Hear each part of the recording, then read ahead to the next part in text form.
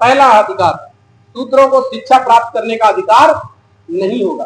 दूसरा, शूद्रों को संपत्ति रखने का अधिकार नहीं होगा। तीसरा, शूद्रों को किसी भी प्रकार की सामाजिक बैठक करने का अधिकार नहीं होगा। आपने देखा होगा समुद्रची की हत्या इसीलिए हुई, संपत्तियां छीनी गई, कर बढ़ाकर, शिक्षा प्रतिबंधित की गई, अगर सुन भी ले तो कान में पिघला हुआ शीशा डाल दिया जाए। और चौथे नंबर का अधिकार, शूद्रों को सुंदर स्त्रियां रखने का अधिकार नहीं होगा। इसके लिए 3 प्रथाएं बनाई, शुद्धिकरण की प्रथा, देवदासी प्रथा और करवा चौथ की प्रथा, ये 3 प्रथाएं बनाई। और अंतिम, शूद्रों को शस्त्र रखने का अधिकार नहीं होगा। ये बताओ, न शस्त्र होगा, न सुंदर स्त्री होगी, न सामाजिक बैठक कर पाएंगे, न संपत्ति रख पाएंगे और न शिक्षा प्राप्त कर पाएंगे। तो जानवर होंगे कि इंसान होंगे? तो जानवरों जैसा जीवन, क्योंकि ये देश संवैधानिक राष्ट्र बनने से पहले कौन सा राष्ट्र भाई? हिंदू राष्ट्र ही तो था, मनु के विधान से तो चलता था। जब वो अच्छा नहीं था तभी तो संविधान का राष्ट्र लागू किया गया। तो ये दोबारा से हिंदू राष्ट्र क्यों बनाना चाह रहे हैं? क्योंकि 21वीं सदी है, ये बुद्ध का युग है, पूरी दुनिया बुद्ध की ओर उमड़ रही है। और अगर इन्होंने इस देश को हिंदू राष्ट्र नहीं बनाया तो पूरी दुनिया मिलकर इसको बौद्ध राष्ट्र घोषित कर देगी, क्योंकि बुद्ध इसी धरती पर निकले।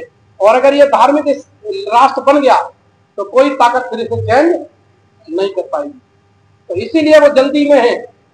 और अगर 2 बार और सत्ता में आ जाए, एक 29 में और 34 में, अगर आप लोगों ने प्रयास नहीं किया और इनको नहीं रोका, मैं तो नमन करता हूं उत्तर प्रदेश की धरती को, या आप लोगों ने बहुत प्रयास किया और इस बार इनको 240 पर रोक दिया।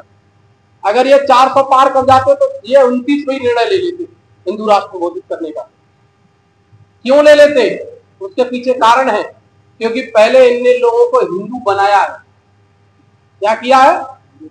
लोगों को हिंदू बना दिया। जब लोग हिंदू बन गए तो उनको हिंदू राष्ट्र से कोई दिक्कत, ये तो उन लोगों को दिक्कत हो रही है जो हिंदू नहीं बने, और इनकी संख्या बहुत कम है।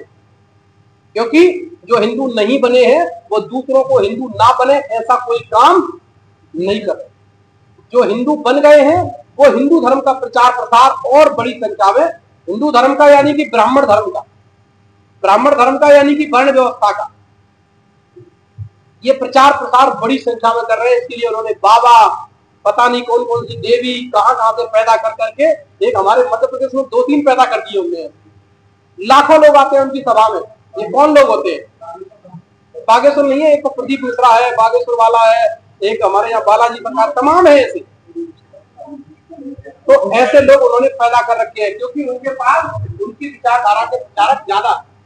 तो हाँ बढ़ के लोग है, ये 2 जिम्मेदारी निभाते हैं, एक परिवार की और एक समाज की। समाज के जरिए बॉल यहाँ रखी है, इसको इधर खींच रहे हैं, इधर खींच रहे हैं, 50% ताकत इधर रखती है और 50% इधर। तो ये कहाँ जाएगी? स्टेबल। तो जो लोग कहते हैं बहुजन आंदोलन खत्म हो गया है, ये सही बात नहीं है।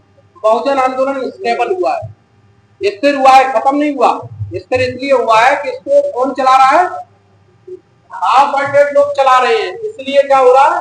आधा तो परिवार खींच लेता है और आधा समाज खींच लेता है, तो वो बीच में घूम रहा है। कांसीराम साहब ने कहा चौथा है गुलीबल बात, ये बेचारा तो नहीं है। इनके साथ प्रॉब्लम क्या है? इनकी संख्या है 95%। भोला वाला समाज कितना है हमारा? 95%। प्रॉब्लम कहाँ खड़ी होती है? लोकतंत्र में सबसे बड़ी संख्या इन्हीं के पास है, 95%। दिक्कत क्या होती है? ये भी इसके पास जाता है, ये भी इसके पास जाता है और ये भी इसके पास जाता है। और तीनों किसकी बात करते हैं? बोले साहू अम्बेडकर, बुद्ध की। अब इसके दिमाग में पूरा कचरा होता है। ये कहता है ये भी आया था, इसमें भी बाबा साहब की बात, ये आया था ये भी बाबा साहब। जैसे उदाहरण के लिए बोले डॉक्टर कंचनलता मैडम आई थी, वो भी बाबा साहब की बात कर रही थी। बोले शशि बोस जी आए थे, वो भी बात कर रहे थे बाबा साहब। उन्होंने डॉक्टर पूछने में आया था, वो भी बाबा। अब हम किसका साथ जुड़ जाए? तो समाज में क्या हो गई है आज? कंफ्यूजन पैदा हो गई है कि हम किसके साथ जुड़े और किसके साथ ना जुड़े। कांसीराम साहब ने इस कंफ्यूजन को दूर किया। उन्होंने कहा कि 4 प्रकार के लोगों से हमारी बात बनने वाली नहीं है, हमको 5वें प्रकार के लोग चाहिए। पुराने साथी हैं जिन्होंने भी 5 दिन का रेजिडेंशियल कैडर कैंप लिया होगा, उन्होंने देखा होगा कि 5वें प्रकार के लोग लोगों का नाम बताते हैं कांसीराम साहब। कांसीराम साहब ने कहा तो मुक्त चाहते थे ऐसे लोग जो काय से मुक्त हो, पैसे और परिवार की जिम्मेदारी से मुक्त हो और चीजों का पालन करते हो, ऐसे लोग चाहिए।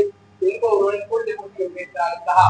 और ये बात कांसीराम साहब को जब समझ में आई, उसी दिन उन्होंने अपनी माँ के नाम एक पत्र लिखा। वो उनकी छोटी बहन के पास अभी भी मौजूद है कि माँ, मुझे मेरी जिंदगी का मकसद मिल गया है, अब मैं लौट कर कभी वापस घर नहीं आऊंगा, ना अपने नाम कोई संपत्ति जोड़ूंगा, न शादी करूंगा, ना घर परिवार की कोई जिम्मेदारी निभाऊंगा। अपने द्वारा चलाए जा रहे आंदोलन में कभी अपने परिवार के किसी सदस्य को शामिल नहीं करूंगा, पूरी जिंदगी बहुजन समाज के लोगों के लिए लगाऊंगा। ये उन्होंने फैसला किया काय के लिए, फुल डेमोक्रेसी अम्बेडकर बनने की।